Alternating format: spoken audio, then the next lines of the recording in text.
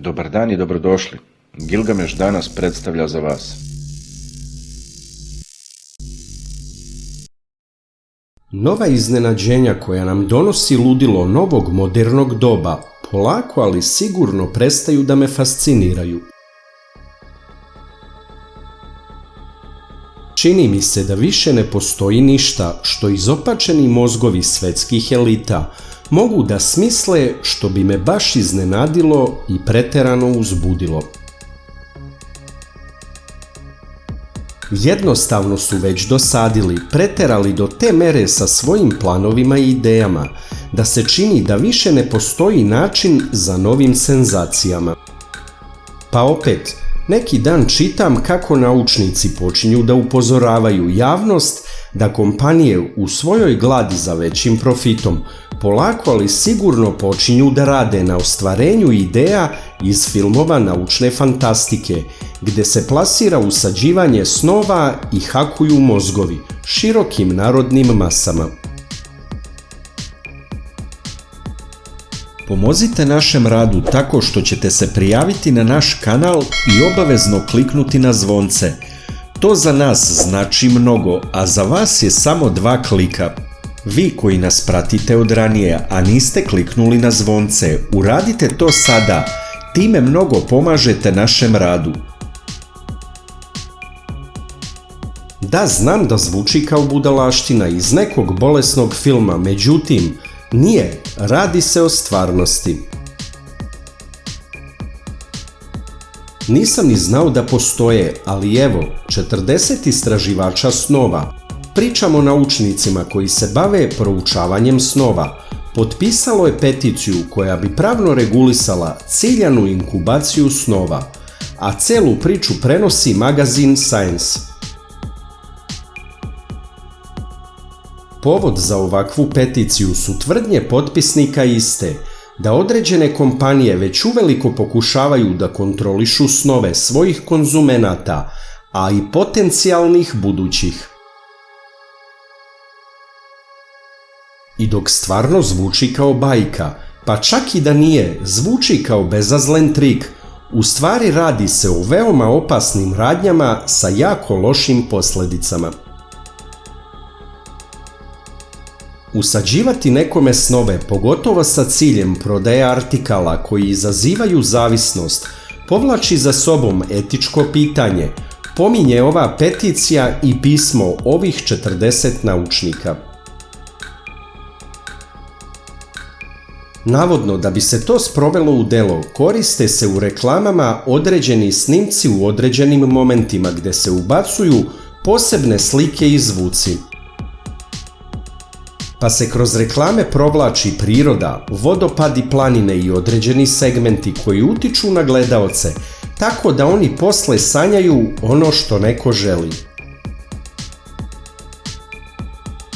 Ono što nauka sugeriše, pored toga što znamo da su naši snovi nešto naše, samo naše privatno i zahteva samo naše učešće, sugerišu i to da bi ovakav vid kreiranja snova mogao stvoriti novu potpuno lošu i mračnu realnost u kojoj bi se moćnici koristili ovim tehnikama kako bi uticali na svoje radnike, mušterije pa i sve druge.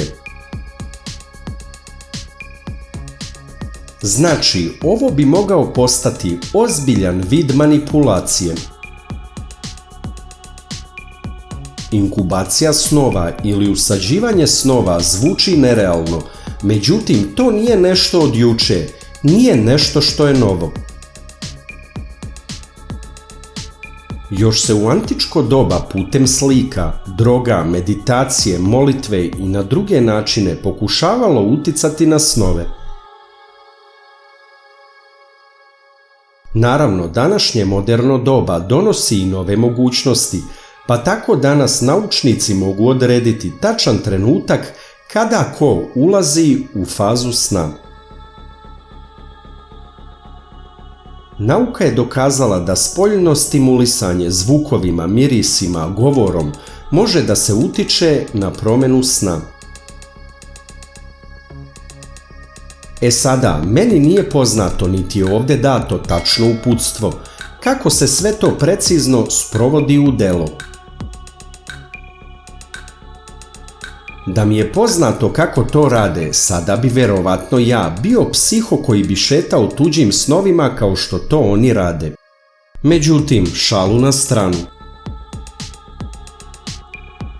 Pored ideje koja deluje bezazleno, da vas neki san navede da popijete neki hamburger ili popijete neku kolu koju inače ne bi, onda tako san može da vas navede i da volite onoga koga ne volite, da od normalnog postanete nenormalni, da izazovu agresiju. Realno mogli bi tu svašta ljudima da ishakuju po ganglijama, a opet sve zarad nečije koristi. Realno sve se to već dešava, jer realnost je da smo zavisni od računara, od mobilnih telefona i aplikacija, od socijalnih mreža i mnogih drugih stvari koje nekome donose profit.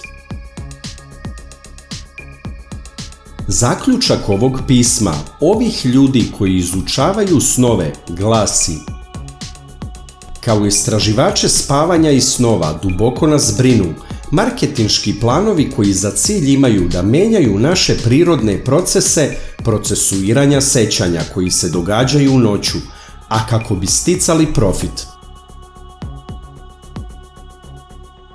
Nauka o mozgu je pomogla da se naprave mnoge tehnologije koje izazivaju zavisnost, a ne želimo da se slično desi i našem snu.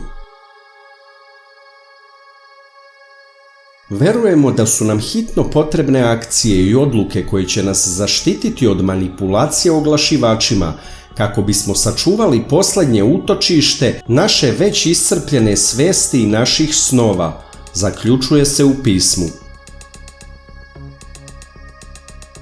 I sada, kako rekoh na samom početku videa, bez obzira što zvuči kao dešavanje iz filma koji je režirao neko na ozbiljnim supstancama, polako ali sigurno sve to guglava na ovakva dešavanja.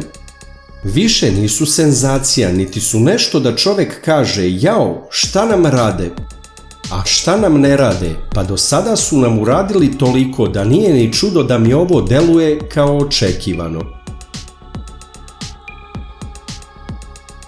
Koliko je samo do sada bilo iznenađenja.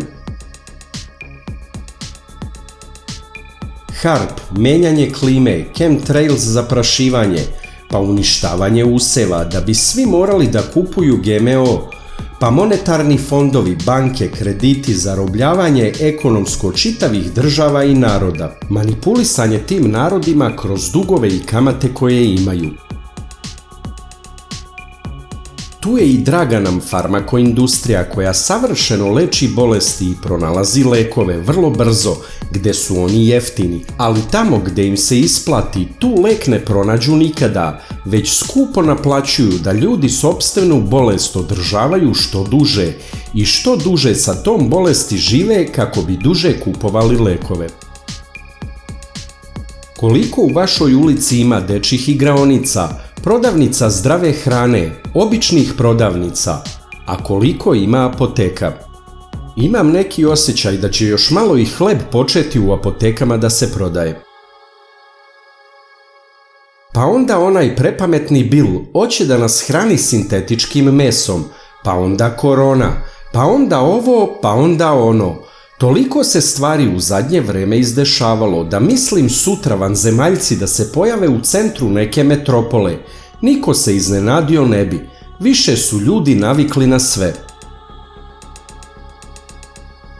Tako da kada se vratim na ovo hakovanje mozga i usađivanje snova, to mu ga skoro dođe kao normalno pored svega čime su do sada manipulisali. Od sada možete da nas pratite i na Instagramu. Link imate u opisu videa.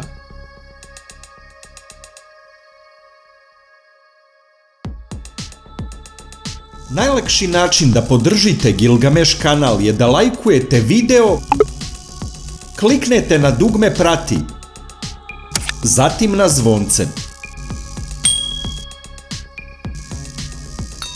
Ovo za Gilgamesh kanal znači mnogo. Hvala na podršci.